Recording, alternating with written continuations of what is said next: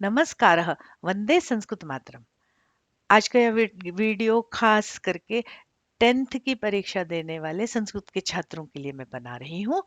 तो आज के इस वीडियो में और आने वाले वीडियोस में हम सन 2020-21 से 2024 तक सीबीएसई के द्वारा जितने भी सैंपल क्वेश्चन पेपर संस्कृत के प्रेषित किए गए हैं, उनके अनुप्रयुक्त व्याकरण वाले अंश को हम हल करेंगे, क्योंकि वही भाग जो है वो छात्रों को कठिन लग रहा है सबसे ज्यादा। और अधिकांश छात्रों ने मुझे उसी पाठ को पढ़ाने का अनुरोध किया है। तो अब समय गंवाए बिना हम जल्दी से चलते हैं क्वेश्चन पेपर के ऊपर। तो आइए अब हम अपना क्वेश्चन पेपर खोलते हैं। तो ये आपके सामने 2020-21 का अनुप्रयुक्त व्याकरणम का पेपर है। तो आइए हम इसको हल करते हैं। कह रहे हैं अधोलिखित वाक्येषु रेखांकित पदस्य संधि पदम संधि विच्छेदम व चिनुत। अधोलिखित वाक्यों में से जो रेखांकित पद हैं, उनके संधि पद को या संधिच्छेद पद को हमें चुनना है। और यहाँ पे 4 प्रश्न है। 4 करना है हमको, 5 प्रश्न होंगे, आगे 1 होगा। तो देखिए यहाँ पर 1 मिनट, प्रश्न ये 5 हमारे सामने आ गए हैं। अचिरादेव चंडवातेन मेघरवैश्च सह प्रवर्षः समजायत।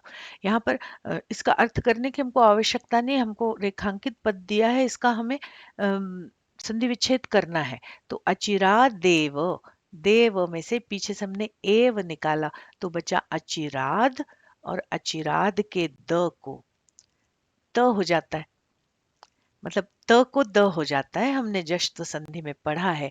तो मूल शब्द है अचिरात और एव। तो ये हमारा संधि विच्छेद होगा अचिरात धन एव, अचिरादेव। आलस्यम ही मनुष्याणाम शरीरस्थः महान रिपु। शरीरस्थः महान, हमने विसर्ग संधि के नियम में पढ़ा कि विसर्ग के ठीक पहले अगर अ होता है, माने ह्रस्व अ होता है, तो विसर्ग को उ होकर फिर ओ हो जाता है। तो शरीरस्थ को हो जाएगा शरीरस्थो। और हम यहाँ देखेंगे किस ऑप्शन में ये हमारा उत्तर है। तो ये हमें मिल गया शरीरस्थो महान। अब है कश्चित कृषक। कश्चित, 2 शब्द हमें दिख रहे हैं। इसका मतलब कि कश और चित 2 शब्द हैं, तो विसर्ग की जगह पर स हुआ, स की जगह पर श हुआ है।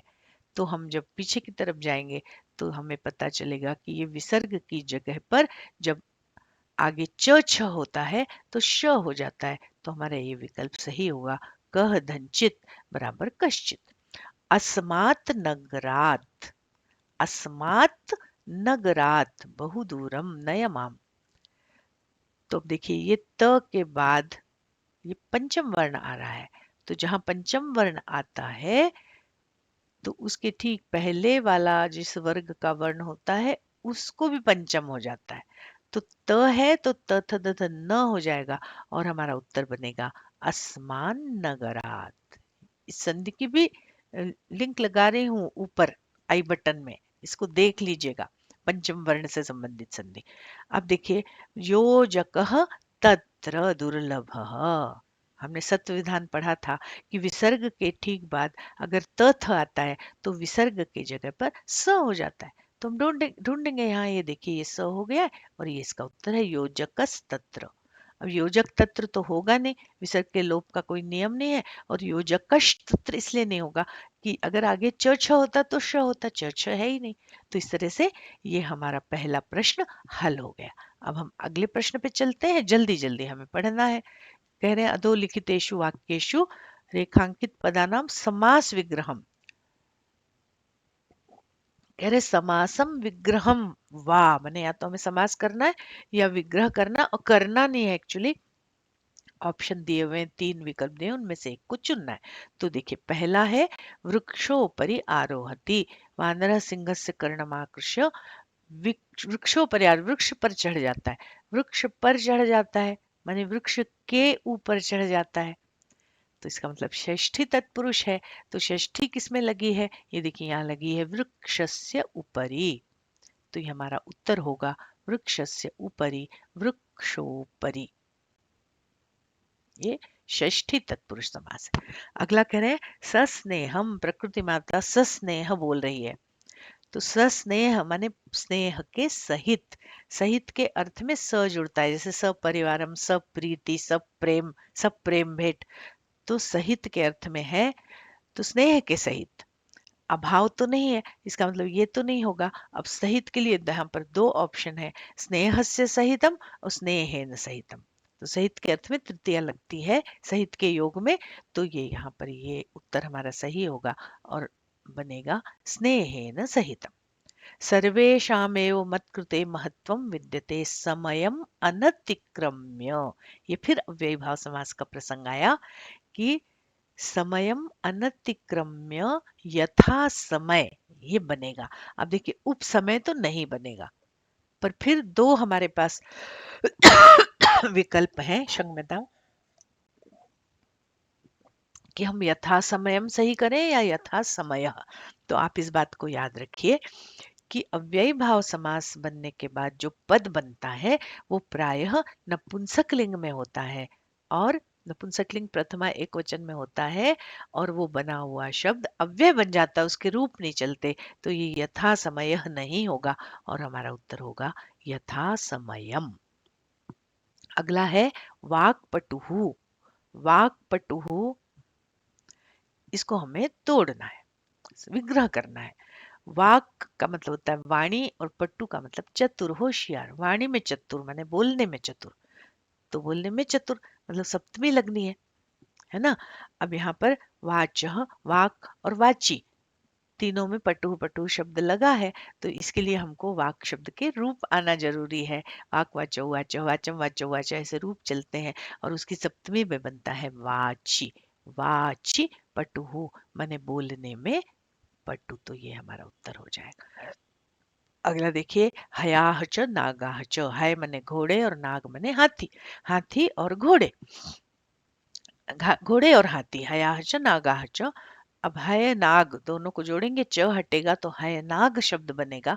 अगर ये केवल दो होते तो हय नागौ बनता, पर चूंकि हयाश नागाश घोड़े भी बहुत है हाथी भी बहुत है, तो ये वाला शब्द बहुवचन में जाएगा, तो हय नागाहा, ऐसा उत्तर इसका बनेगा। ये हय नागो भी नहीं बनेगा और हय नागाश च भी नहीं बनेगा, क्योंकि च का तो हटा ही देते हैं हम द्वंद्व समास में। तो इस तरह से ये समास से संबंधित प्रश्न भी हमारा हल हो गया। अब हम जल्दी से आगे बढ़ते, अगला प्रश्न देखते हैं। अगला प्रश्न कह रहे रेखांकित पदों में प्रकृति और प्रत्यय को जोड़कर या विभाजन करके उचित उत्तर विकल्प से हमको चुनना है। और यहाँ पर भी हमको केवल हम प्रश्न चतुष्टय में 4 प्रश्न करने हैं।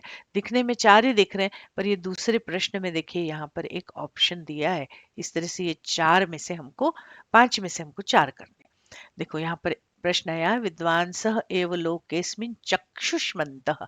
चक्षुष्मंत होते हैं। अब मतु प्रत्यय है, ये तो क्लियर है, और देखिए तीनों ऑप्शन में मतु मतु लिखा है। तो अब यहाँ पर हमें क्या पता करना है, हमें ये मालूम होना चाहिए कि जो चक्षुष शब्द है उसका मूल रूप क्या है। तो उस प्रातिपदिक का मूल शब्द होता है चक्षुष, तो इसका ये विकल्प सही होगा, चक्षुष मंतः। और यहाँ पर बहुत दिमाग लगाने की जरूरत नहीं है, देखिए यहाँ पर ये श दिख भी रहा है ना, चक्षुष मंतः, तो ये उत्तर सही होगा। अब देखिए विचित्रा दैव गति ही, देव की गति विचित्र है, गति स्त्रीलिंग शब्द है, तो विचित्र शब्द को स्त्रीलिंग किया गया है, तो त्व प्रत्यय तो लगेगा नहीं, टाप और ङीप में से टाप लगेगा, क्योंकि टाप में ही आ बचता है, तो इसका ऑप्शन ये होगा। और इसी तरह यहाँ पर भी यत्रास्ते सा धूर्ता, धूर्त को स्त्रीलिंग बनाया है, तो धूर्त में टाप लगाएंगे तो धूर्ता बनेगा। ये दोनों टाप प्रत्यय के प्रश्न थे। अगला देखिए तस्य भार्या बुद्धिमतुप। अब जैसे ही बुद्धिमतुप देखा आप झट से बुद्धिमान पे सही कर देंगे, पर आपका ये उत्तर गलत हो जाएगा, इसलिए वाक्य पूरा देखना जरूरी है। तस्य भार्या बुद्धिमतुप, पत्नी बुद्धिमान थी। और हिंदी में तो हम तो बुद्धिमान बोल देते हैं, बोलना नहीं चाहिए, पत्नी है स्त्रीलिंग तो बुद्धिमान भी स्त्रीलिंग में जाएगा, और शब्द बनेगा बुद्धिमती। बुद्धिमतुप से बनेगा बुद्धिमान, पर चूंकि भार्या का विशेषण है तो वो स्त्रीलिंग में जाएगा, कि प्रत्यय लग के बनेगा शब्द बुद्धिमती। सर्वेषामेव मत्कृते महत्त्व विद्यते, महत्त्व बनेगा शब्द। अब ये महत्ता तो बनेगा नहीं। अब यहाँ दो शब्द दिख रहे हैं, देखिए, महत्वम महत्वम। आपको लग रहा है दोनों तो महत्वम लिखे हैं। यहाँ पे कौन सा ऑप्शन हम चुने, पर इसको आप अगर बहुत ध्यान से देखेंगे तो देखिए इस महत्वम में एक ही त है। पहले वाले महत्व में एक त है और दूसरे वाले महत्व में दो त है। तो ये ऑप्शन सही है। क्यों सही है? कि देखिए एक महत का त और एक त्व का त, ये दोनों मिलकर के डबल त हो जाते हैं और इस तरह से महत्व शब्द बनता है, महत्वम। तो ये सही हो गया। और अब हम चलते हैं अगले प्रश्न पर। अगला प्रश्न कह रहा है, वाच्यस्य नियमानुगुणम, वाच्य के नियमों के अनुसार उचित विकल्प चुनिए। तो यहाँ वाच्य के जो नियम है, अगर आपने वाच्य परिवर्तन का वीडियो भी नहीं देखा है तो वो भी आई बटन पर जाकर देख लीजिए। इसमें के भी 3 नंबर जाने नहीं चाहिए। पर एक मोटा सा नियम समझ लीजिए कि वाच्य में अगर कर्मवाच्य का वाक्य है तो कर्ता तृतीया में होता है, और अगर कर्तृवाच्य का वाक्य है तो कर्ता प्रथमा में होता है। कर्मवाच्य का वाक्य है तो कर्ता में क्रिया में जो एक यक का आगम होता है और वो क्रिया आत्मनेपदी की हो जाती। तो इस ये थोड़े से नियम बताए, अब बाकी के नियम आप उस वीडियो पे देख लीजिएगा, वीडियो में जाके। तो कह रहे अभिनव किम डैश क्रीडितुम गच्छसि। अब गच्छसि लिखा है, इसका मतलब ये कर्तृवाच्य का वाक्य है। तो यहाँ पर हम देखेंगे कर्तृवाच्य के, यहाँ पर अहम और त्वम दो कर्ता प्रथमा में है, गच्छसि के साथ अहम होगा नहीं, तो हमारा सही उत्तर होगा त्वम। क्या तुम गच्छसि जा रहे हो? अब जब वाच्य के हैं यहाँ पर आपस में चर्चा चल रही है तो हमको वाक्यों को भी बहुत ध्यान से देखना होगा, तभी हम सही विकल्प चुन पाएंगे।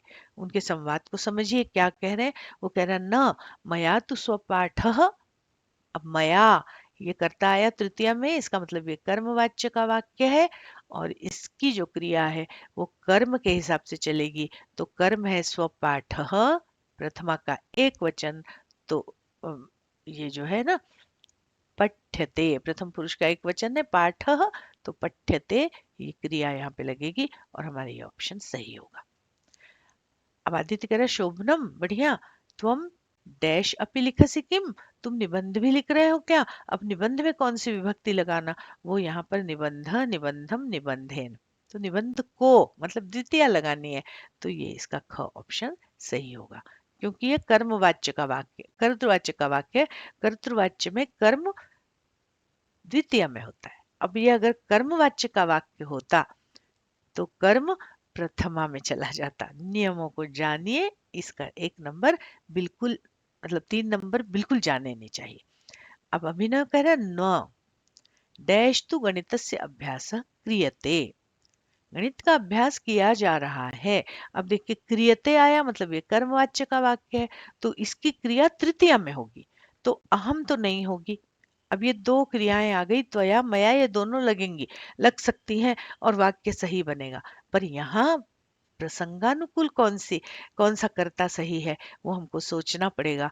कि आदित्य और अभिनव आपस में बात कर रहे हैं, वो पूछ रहा है क्या तुम निबंध भी लिख रहे हो? तो कह रहा है नहीं, मेरे द्वारा तो केवल गणित का अभ्यास किया जा रहा है। तो मेरे द्वारा अभिनव अपने लिए बोल रहा है, तो यहाँ पर मया होगा, त्वया नहीं होगा, और ये हमारा सही उत्तर होगा। तो यहाँ तक आपको समझ में आ गया होगा। अब हम आगे चलते हैं। अगला प्रश्न ये समय से संबंधित है।